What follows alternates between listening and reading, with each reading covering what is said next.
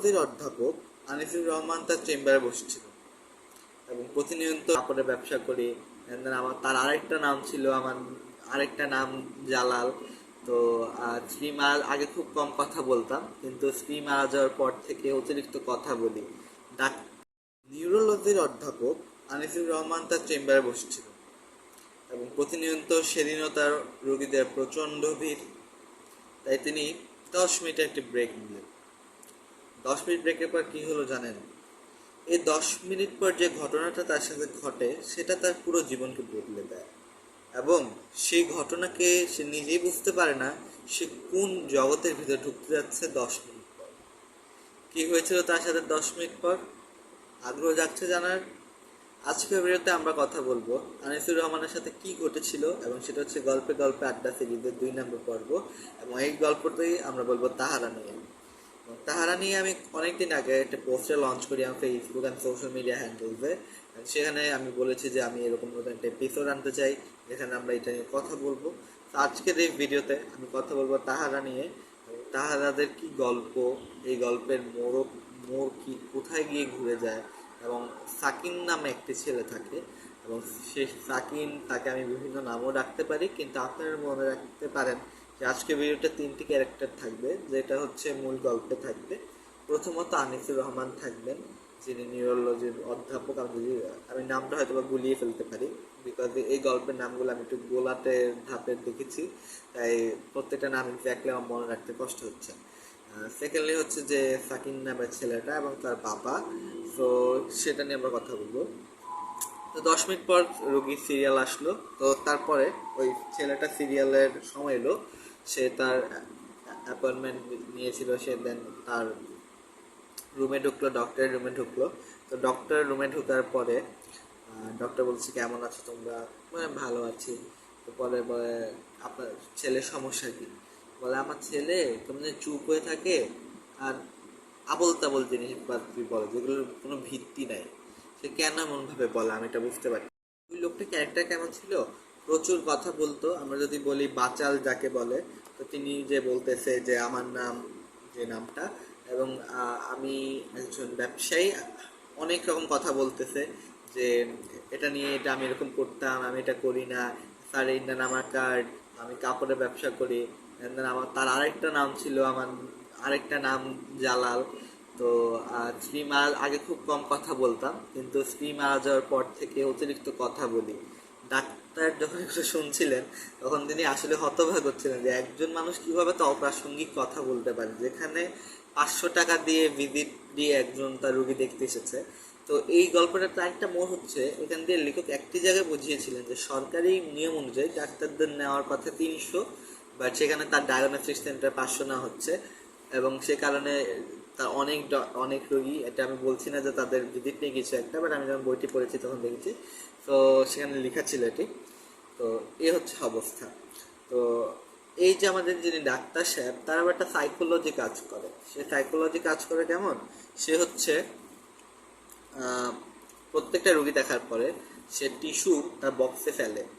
তো সেই টিস্যুটা যদি বক্সে একেবারে পড়ে যায়, তাহলে হবে যে এই রোগীর কাজ করে বা এই রোগীকে দেখে তার লাভ হবে, বা সে তাকে সুস্থ করতে পারবে। এবং যেখানে পড়ে যায় সেখানে সে বুঝতে পারে যে সেখানে আসলে সেই রোগী বা সেই কেসটা তার সাকসেসফুল হবে না।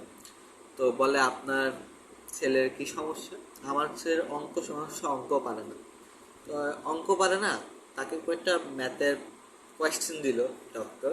তো ডক্টর কোয়েশ্চেন দেওয়ার পরে সে বলে এই তো সে ভালোই পারছে। এই অঙ্কটা সে পারে, তার বেসিক অনেক ভালো, দূর থেকে লোকরা আসে তার ইন্টারভিউ নিতে, যে সে কীভাবে এত ভালো ভালো অঙ্ক করতে পারে। কিন্তু সে আমার স্ত্রী মারা যাওয়ার পরে কথা বলাটা একেবারে কমে গিয়েছে, এবং সে নিজের মতো দুনিয়ায় থাকে। এই কারণে আমি খুব চিন্তায় আছি যে আসলে তাকে নিয়ে কী করবো বা কী হবে। তো তাকে কিছু অঙ্ক যথেষ্ট দিল, সে পারলো। তো তারপরে তার বাবার তো ওই কথা বন্ধই হয় না, একটু পর পর তাকে কতক্ষণ যে বসিয়ে রেখেছে ডাক্তারকে একজন রোগীর জন্য। ডাক্তারও বলছে আপনি দয়া করে বাইরে যান, আমি ওর সাথে কথা বলছি। তো ওই লোকটা তখন বাইরে গেল। তখন ডাক্তার বলে ওরা আমাকে অঙ্ক, তাহলে তোমার সমস্যাটা কি? বলে ওরা আমাকে অঙ্ক দেয়, ওই অঙ্কগুলো আমার করতে হয়, ওই অঙ্কগুলো যদি আমি না করি তাহলে আমার ক্ষতি হবে। এবং একটা সাইকোলজিক্যাল ডিসঅর্ডারের মতো আমরা বলতে পারি তার মধ্যে ক্রিয়েট হয়। তো তারা সবসময় এসে আমাকে একেবারে এক একটা কাজ দেয় এবং আমি সেই কাজগুলো করি, সেটা হচ্ছে মূল কথা। তো ডাক্তার একটু অবাকই হলো, তাহারা কে? তো তুমি কি তাদেরকে চিনো? চিনি না। দেখেছো? দেখি নাই। তাহলে কণ্ঠস্বর শুনেছি। এবং তারা তারা আমাদেরকে ওয়ান কাইন্ড মিশন দেয়, আমি আপনাদেরকে বোঝানোর জন্য সংক্ষেপে বলছি। মিশন দেয়। তো সে, আচ্ছা তুমি যাও।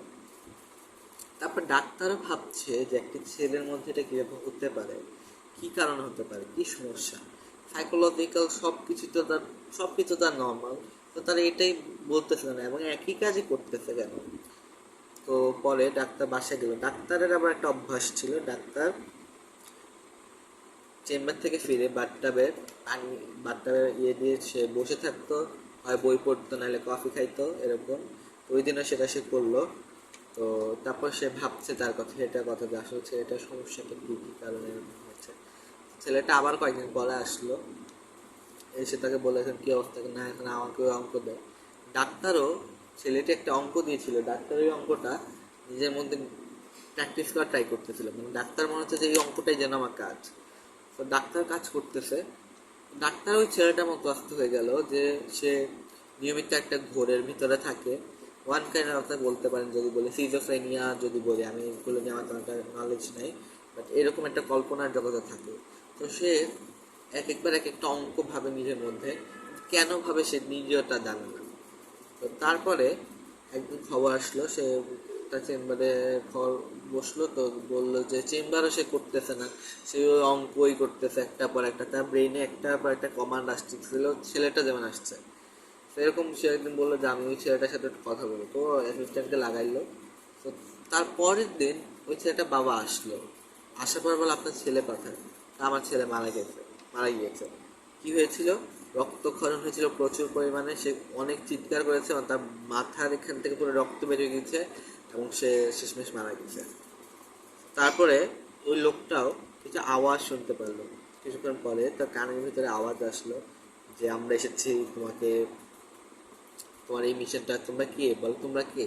বলে তুমি আস্তে আস্তে জানতে পারবে, এখন জানতে পারবে না, একটু সময় লাগবে। তো যখন তুমি জানতে পারবে তখন আমি কি তোমাদেরকে দেখতে পারবো?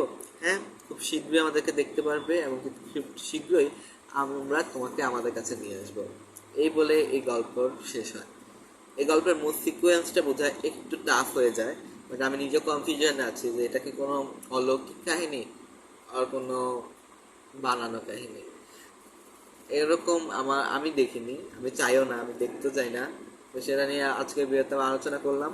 তো সবাই সাথে থাকবেন। আমার অনেক ভুল ভ্রান্তি হয়েছে আজকে, অনেকদিন পর ভিডিও বানাচ্ছি, তো আমারও একটি নার্ভাসনেস চলে আসছে। তো কোনো ইনফরমেশন ভুল থাকলে বা কোনো রকম ভুল থাকলে আজকে মাফ করে দেবেন, সবসময় মাফ করে দেন, আজকে মাফ করে দেবেন ইনশাল্লাহ। বিস্তারিত জানতে ভিজিট করবেন লিঙ্কটি/সামিওয়াইডু, ব্লগ করতে চাইলে blogpost.com/সামিওয়াইডু, samuwaidu.blogpost.com। এই ছিল আজকের ভিডিওতে। থ্যাংক ইউ, আসসালামু আলাইকুম।